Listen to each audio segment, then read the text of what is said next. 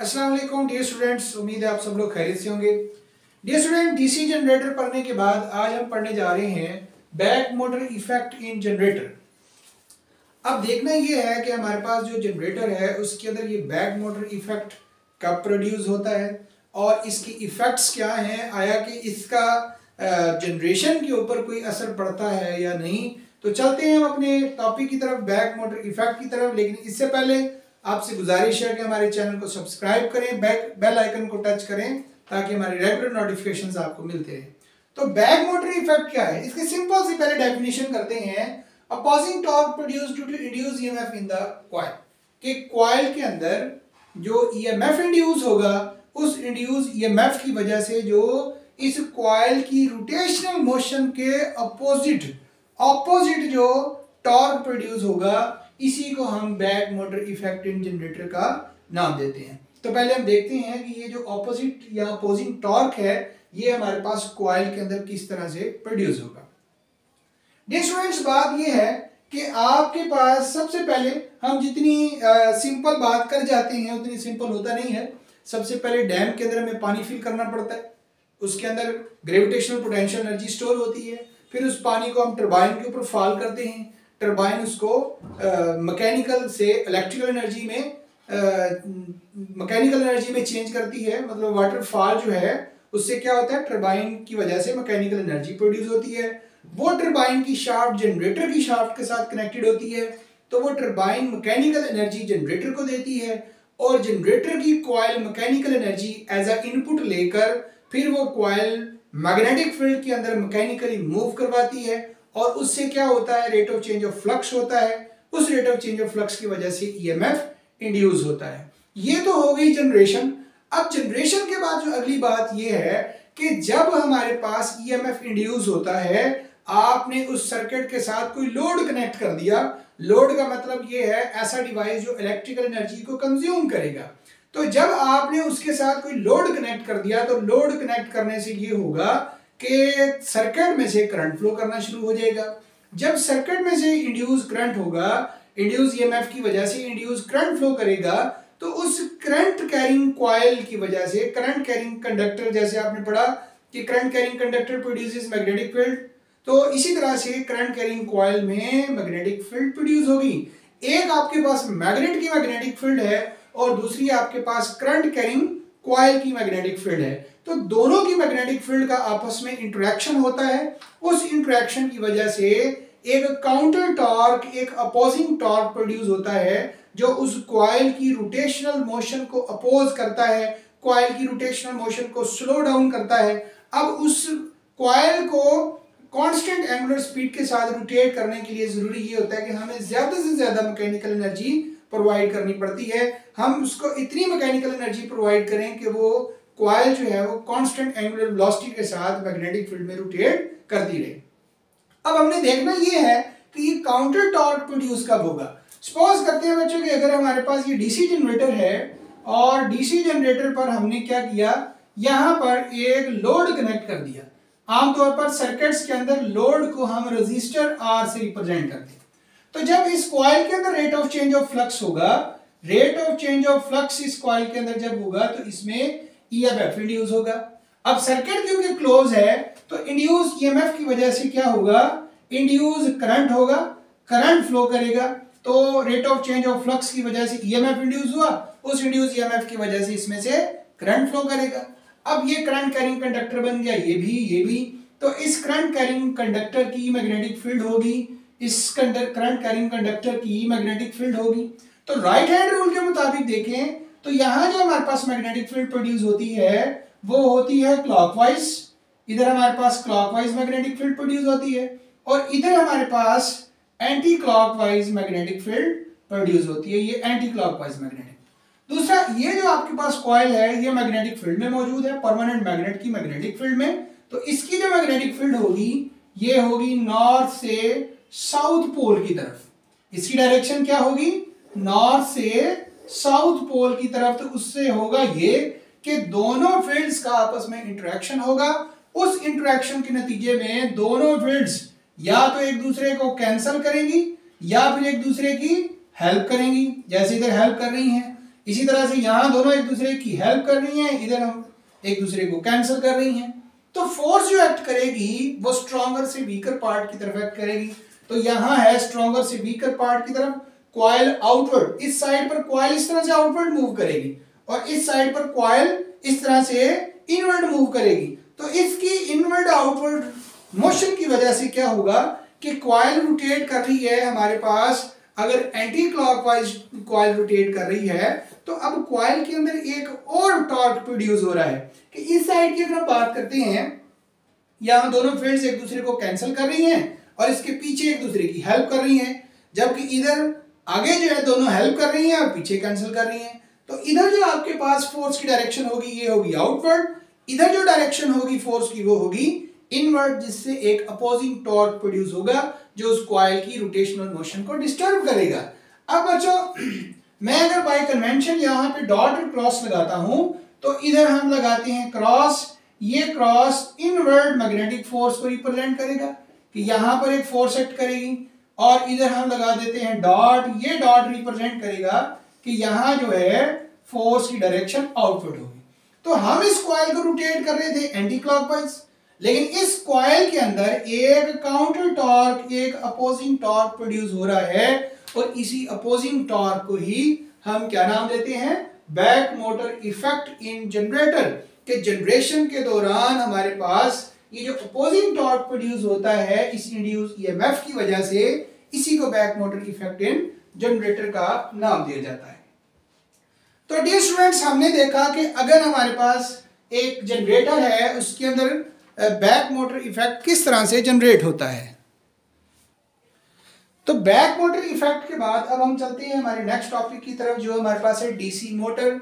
अब स्टूडेंट्स जो हमने जनरेटर के अंदर पढ़ा, तो जनरेटर और मोटर इन दोनों के अंदर जो सिमिलरिटी है वो कंस्ट्रक्शन की है। सिमिलरिटी क्या है, कंस्ट्रक्शन, मतलब दोनों की कंस्ट्रक्शन सेम है, सिर्फ डिफरेंस कहां पर होता है, डिफरेंस होता है इनपुट और आउटपुट पर। जैसे अगर हम जनरेटर की बात करते हैं तो जनरेटर को हम क्या करते हैं, मैकेनिकल एनर्जी देते हैं और कौन सी एनर्जी हासिल करते हैं, इलेक्ट्रिकल एनर्जी हासिल करते हैं। लेकिन मोटर में हम क्या करते हैं, मोटर के अंदर हम इलेक्ट्रिकल एनर्जी को देंगे और मैकेनिकल एनर्जी हासिल करेंगे। मतलब कि अगर हम देखते हैं कि मोटर को ही अगर हम रिवर्स कर दें कि मोटर का जो आप जहां आप इनपुट देते थे अब वहां आप आउटपुट हासिल करेंगे और जहां आउटपुट आप हासिल करते थे वहां आप इनपुट हासिल करेंगे। तो ये बच्चों आपके पास मोटर की डेफिनेशन आ गई, device which convert electrical energy into mechanical energy. ऐसा डिवाइस जो क्या करेगा, इलेक्ट्रिकल एनर्जी को मैकेनिकल एनर्जी में कन्वर्ट करेगा। इसके प्रिंसिपल की बात करते हैं कि हमारे पास प्रिंसिपल क्या है। देखिए हमने क्योंकि इस कॉइल को रोटेट करवाना है मैकेनिकली, इस कॉइल को मैकेनिकली रोटेट करवाना है। पीछे आप लोग पढ़ चुके हैं torque due to current carrying coil in magnetic field. तो हमने देखा था कि इसका भी जो आपके पास प्रिंसिपल है वो है torque, torque due to current carrying coil, current carrying coil. अगर आपके पास इस कॉइल में करंट कैरिंग है, करंट फ्लो होगा तो उसकी वजह से इस कॉइल में क्या होगा, टॉर्क प्रोड्यूस होगा, मैक्सिमम टॉर्क प्रोड्यूस होगा। और उस टॉर्क का जो रिलेशन है वो आपके पास था NIAB और साथ में था cos ऑफ अल्फा। अब पीछे आप लोगों ने पढ़ा था बच्चों कि टॉर्क किस तरह से प्रोड्यूस होता है। जब आपके पास एक करंट कैरिंग कॉइल हो तो करंट कैरिंग कॉइल की मैग्नेटिक फील्ड और परमानेंट मैग्नेट की मैग्नेटिक फील्ड, इन दोनों का आपस में इंटरेक्शन होता है, जैसे अभी हमने बैक मोटर इफेक्ट में पढ़ा है। तो यहां अब आपके पास इस करंट कैरिंग कॉइल की मैग्नेटिक फील्ड और मैग्नेट की मैग्नेटिक फील्ड की इंटरेक्शन की वजह से क्या होगा, टॉर्क एक्ट करेगा, और यही इस मोटर का प्रिंसिपल है। आपने यहां से इसको इलेक्ट्रिकल एनर्जी दी, जैसे ही आप इसको इलेक्ट्रिकल एनर्जी प्रोवाइड करते हैं तो करंट कैरिंग कॉइल बन जाती है। करंट कैरिंग कॉइल की मैग्नेटिक फील्ड और इस मैग्नेट की मैग्नेटिक फील्ड, इसका एक नॉर्थ पोल और एक साउथ पोल है। तो मैग्नेट की मैग्नेटिक फील्ड की इंटरेक्शन की वजह से इस पर फोर्स एक्ट करती है, जिसकी वजह से ये कॉइल जो है ये रोटेट करती है, और इसकी हम यहाँ पे साथ में डायरेक्शन भी रिप्रेजेंट कर देते हैं। इधर हम डॉट लगा देते हैं और इधर हम क्रॉस लगा देते हैं। तो ये आपके पास इस तरह से कॉइल की रोटेशन बन रही है। ओके जी, तो आउट से इनवर्ड। अब बच्चों आपके पास कंस्ट्रक्शन की अगर हम बात करते हैं कि मोटर की कंस्ट्रक्शन और जनरेटर की कंस्ट्रक्शन में क्या डिफरेंस है, सेम एज जनरेटर। जो जनरेटर की कंस्ट्रक्शन है वही हमारे पास मोटर की कंस्ट्रक्शन है, और बट इनपुट आउटपुट चेंज है। जहां हम क्या करते थे, यहां से हम इसको मैकेनिकली मूव करवाते थे, यहां इनपुट देते थे, अब यहां आपके पास आउटपुट है। यहां हम आउटपुट हासिल करते थे लेकिन यहां आपके पास इनपुट है। तो आपके पास ये जो कंस्ट्रक्शन के अंदर जनरेटर और मोटर दोनों की कंस्ट्रक्शन सेम है, सिर्फ डिफरेंस क्या है, डिफरेंस यही है कि दोनों में इनपुट आउटपुट का प्रॉब्लम है कि जहां पहले हम इनपुट देते थे अब वहां से आउटपुट हासिल कर रहे हैं, जहां हम आउटपुट हासिल करते थे वहां हम इनपुट देते हैं। तो ये बच्चों आपके पास डीसी मोटर है। अब मोटर किस तरह से स्मूथ रनिंग करती है या क्या इसमें कोई प्रॉब्लम वगैरह होती है, देखें हमारे पास इस कॉइल के जो टॉर्क है वो डिपेंड करता है नंबर ऑफ टर्न्स पर, amount of current, area, magnetic field और angle between plane of coil and magnetic field. ये वो फैक्टर्स हैं जिन पर टॉर्क एक्ट करता है। लेकिन डियर स्टूडेंट्स यहां पर एक प्रॉब्लम भी है, और प्रॉब्लम ये है कि हम यहां पर डीसी मोटर के अंदर इस्तेमाल करते हैं स्प्लिट रिंग्स। क्या इस्तेमाल करते हैं, स्प्लिट रिंग्स इस्तेमाल करते हैं। तो स्प्लिट रिंग्स की वजह से हमारे पास डीसी मोटर के अंदर जो प्रॉब्लम प्रोड्यूस होता है वो प्रॉब्लम है जर्क्स। वो प्रॉब्लम क्या है हमारे पास, जर्क्स का। अब जर्क्स किस तरह से प्रोड्यूस होते हैं, जब हमारे पास मोटर के अंदर स्प्लिट रिंग्स अपने कंटैक्ट चेंज करती हैं तो उस वक्त थोड़ी देर के लिए करंट वैनिश हो जाता है, करंट रिमूव हो जाता है। तो करंट जब रिमूव होता है तो एक जर्क प्रोड्यूस होता है। अच्छा बच्चों, ये जो प्रॉब्लम हम डिस्कस कर रहे हैं कि जब डीसी मोटर के अंदर जो प्रॉब्लम है वो है जर्क्स का इस वजह से कि जब हम बात करते हैं इन स्प्लिट रिंग्स की, ये हमारे पास कार्बन ब्रशेस बी डैश और ये आपके पास स्प्लिट रिंग, एक ये आ गया आपके पास, एक ये आ गया। अब जब कॉइल के अंदर करंट की डायरेक्शन चेंज होने ही वाली होती है तो उस वक्त क्या होता है कि जो स्प्लिट रिंग्स हैं ये अपने कंटैक्ट्स चेंज कर लेते हैं। जब ये अपने कंटैक्ट्स चेंज करते हैं, क्या हमारे पास स्प्लिट रिंग आर जो है ये आर डैश ये बी के साथ और जो आर है ये बी डैश के साथ जब कनेक्ट होने वाला होता है तो क्या होता है कि करंट थोड़ी देर के लिए वैनिश हो जाता है, करंट थोड़ी देर के लिए बिल्कुल जीरो हो जाता है और उस वक्त कॉइल के अंदर एक जर्क प्रोड्यूस होता है। ठीक है, अब इसकी रिडक्शन क्या है, इसको इन जर्क्स को किस तरह से रिमूव किया जाएगा, इनको कैसे हम रिडक्ट कर सकते हैं। इसकी रिडक्शन ये है कि हम वन कॉइल की बजाय नंबर ऑफ कॉइल्स यूज करेंगे। हम क्या करेंगे, we use number of coils wound on iron core. अब हम क्या करेंगे, एक नहीं बल्कि नंबर ऑफ कॉइल्स इस्तेमाल करेंगे और वो नंबर ऑफ कॉइल्स को आयरन कोर के ऊपर हम वाउंड कर देंगे और हर कॉइल को अलग अलग कम्यूटेटर्स के साथ या स्प्लिट रिंग्स के साथ हम कनेक्ट करेंगे। एंड ईच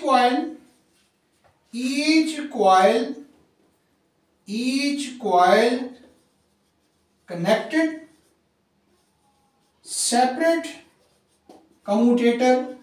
कम्यूटेटर इसी स्प्लिट रिंग को ही बोलते हैं कम्यूटेटर। तो जो आपके पास हर कॉइल होगी उसको आपने अलग से हर कॉइल को अलग अलग कम्यूटेटर या स्प्लिट रिंग के साथ कनेक्ट करना है। इससे क्या होगा कि वो जो जर्क्स प्रोड्यूस होते हैं वो रिमूव हो जाते हैं। एक वक्त में अगर एक कॉइल अपनी डायरेक्शन चेंज, अगर एक कॉइल के अंदर स्प्लिट रिंग अपने कंटैक्ट्स चेंज करने ही वाले होते हैं तो दूसरी कॉइल के अंदर मैक्सिमम करंट फ्लो कर रहा होता है, इसलिए वो कॉइल जो है वो मैग्नेटिक फील्ड के अंदर स्मूथली रन करती है, किसी किस्म के जर्क्स प्रोड्यूस नहीं आते। तो ये जो जर्क्स का प्रॉब्लम है वो हम एक की बजाय मैनी कॉइल्स को यूज करके रिमूव कर लेते हैं। इसके बाद बच्चों अगली जो बात है हमारे पास कि हम ये जो मैग्नेट इस्तेमाल करते हैं, आया कि ये मैग्नेट परमानेंट होता है या फिर इलेक्ट्रोमैग्नेट होता है मोटर्स के अंदर, जैसा कि हम इस्तेमाल करते हैं। तो मोटर्स के अंदर हम इलेक्ट्रोमैग्नेट यूज करते हैं। इलेक्ट्रोमैग्नेट इसीलिए यूज करते हैं ताकि जब हम स्विच ऑन करें तो वो मैग्नेट बन जाए, स्विच ऑफ करें और मैग्नेटिक ना रहे। क्योंकि अगर हम उसको परमानेंट मैग्नेट यूज करेंगे तो उससे ये होगा कि स्विच ऑफ करने के बाद मैग्नेटिज्म तो वही रहेगी, तो वो कॉइल फौरन रेस्ट में नहीं आएगी। जब वो कॉइल फौरन रेस्ट में नहीं आएगी तो उसकी rate of change of flux की वजह से उसमें ईएमएफ इंड्यूस होगा और उस इंड्यूस ईएमएफ की वजह से करंट फ्लो करेगा और वो कॉइल उसी तरह से रोटेट करती रहेगी। इसीलिए हम क्या करते हैं कि डीसी मोटर्स के अंदर बजाय परमानेंट मैग्नेट के हम जो है वो इलेक्ट्रोमैग्नेट यूज करते हैं या फील्ड कॉइल्स यूज करते हैं। तो वाइंडिंग ऑफ कॉइल्स जो है इसी को हम फील्ड कॉइल्स का नाम देते हैं। तो फील्ड कॉइल्स हमारे पास क्या है, इनकी हम डेफिनेशन करते हैं। Winding of electromagnet are called field coils.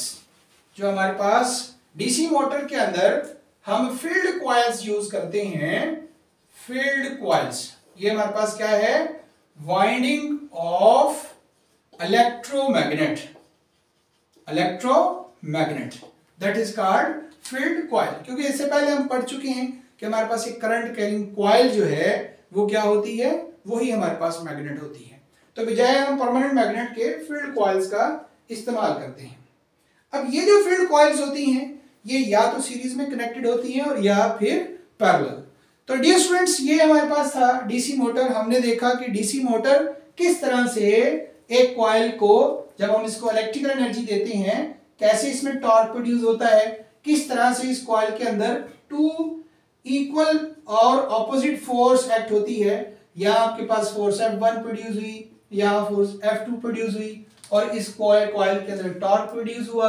हमने इसको इलेक्ट्रिकल एनर्जी प्रोवाइड की और आउटपुट में हमने इससे मैकेनिकल एनर्जी हासिल कर ली। इसके बाद तो स्टूडेंट्स नेक्स्ट हमारा जो टॉपिक है वो है बैक ईएमएफ इन मोटर्स। हमने अभी देखा कि जब हम एक कॉइल को इलेक्ट्रिकल एनर्जी देते हैं तो हमारे पास आउटपुट में मैकेनिकल एनर्जी होती है। तो बैक ईएमएफ इन मोटर्स का क्या मतलब हुआ और इस बैक ईएमएफ इफेक्ट का हमें क्या फायदा होता है या हमें क्या नुकसान होता है, ये बैक ईएमएफ मोटर के अंदर किस तरह से प्रोड्यूस होता है।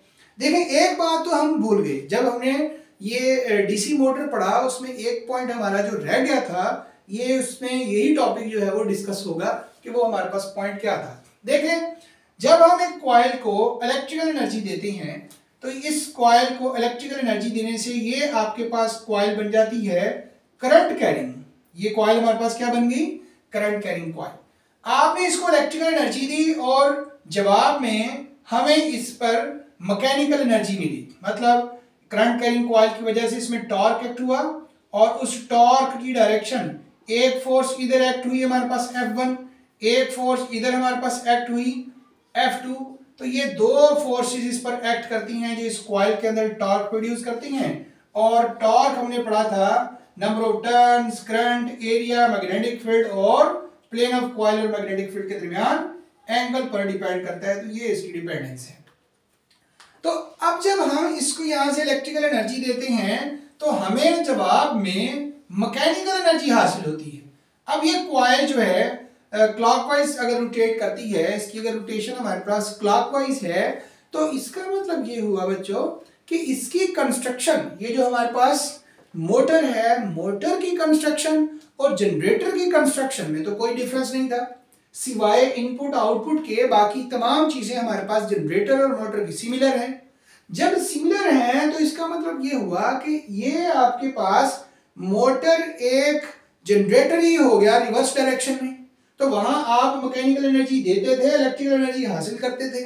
यहाँ आप इलेक्ट्रिकल एनर्जी दे रहे हैं और मैकेनिकल एनर्जी हासिल कर रहे हैं। तो इसका मतलब motor is like a generator in reverse.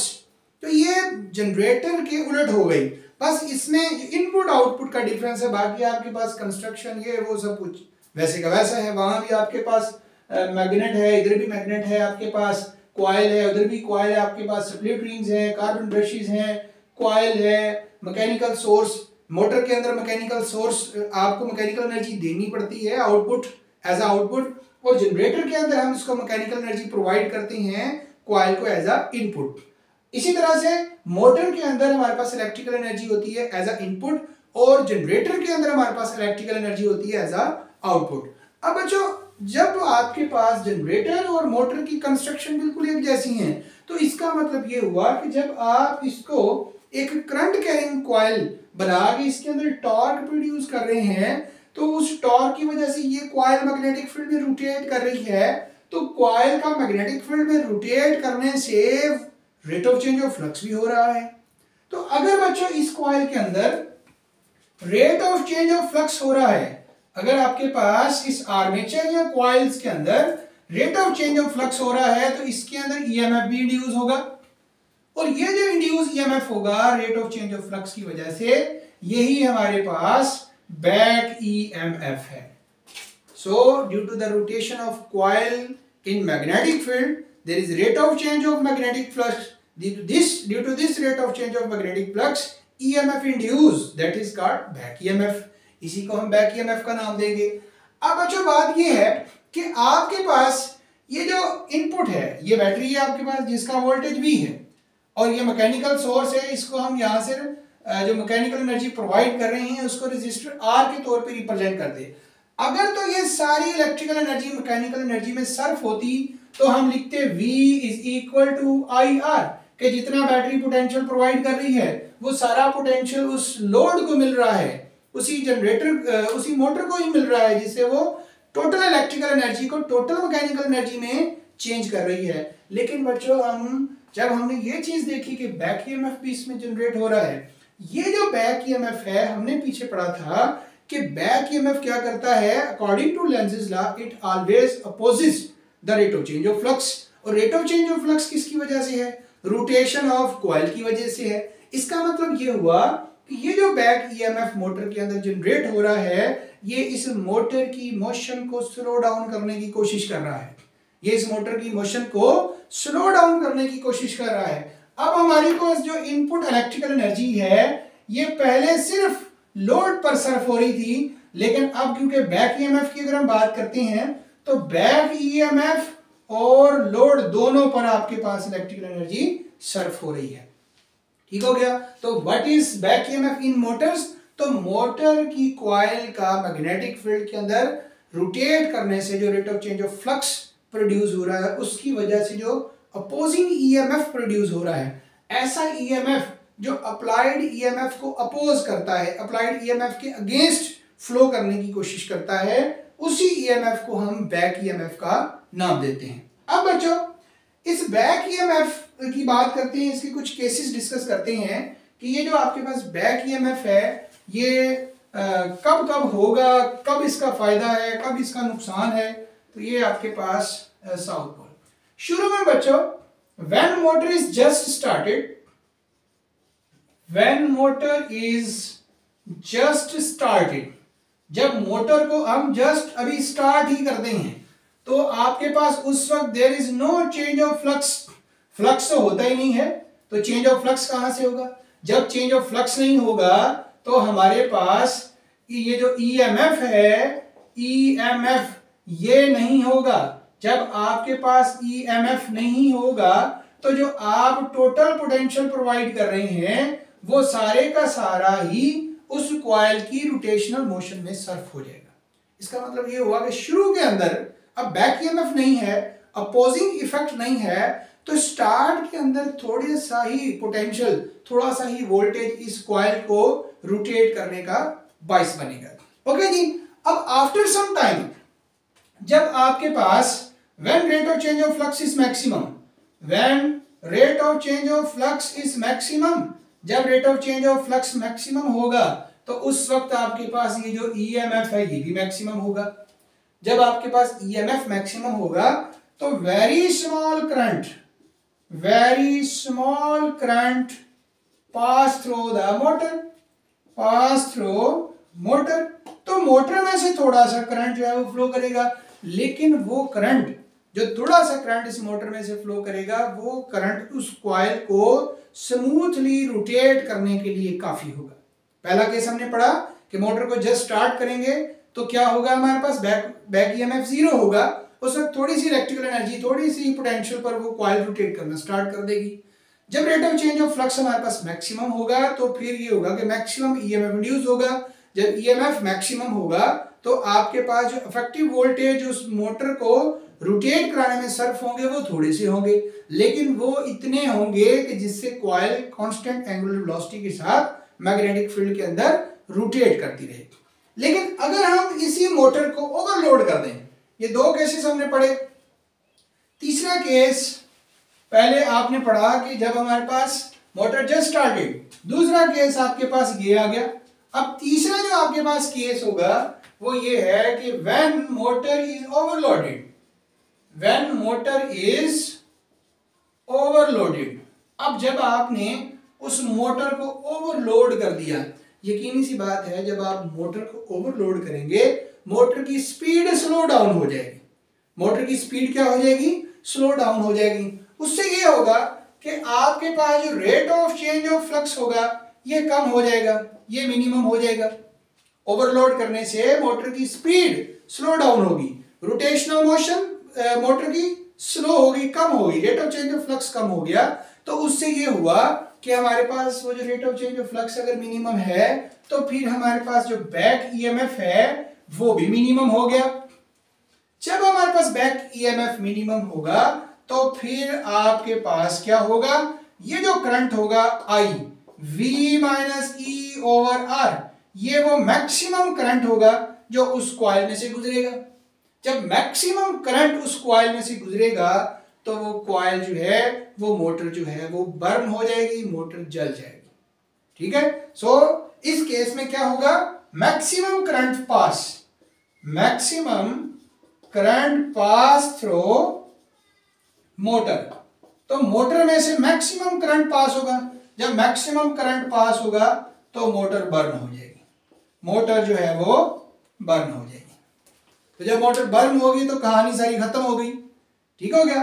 तो हमने बच्चों देखा कि हमारे पास बैक ईएमएफ इन मोटर क्या है कि मोटर की कॉइल का रोटेट करने से जो rate of change of flux होता है उसकी वजह से ईएमएफ प्रोड्यूस होता है। वो ईएमएफ जो अप्लाइड ईएमएफ या अप्लाइड वोल्टेज की ऑपोजिट होता है उसको हम कहते हैं back motor effect. Dear students, ये था आपका बैक ईएमएफ इन मोटर्स। आपसे अगेन गुजारिश है कि हमारे चैनल को सब्सक्राइब करें ताकि हमारे लेक्चर्स के रेगुलर नोटिफिकेशंस आपको मिलते रहें। बहुत शुक्रिया। अल्लाह हाफिज।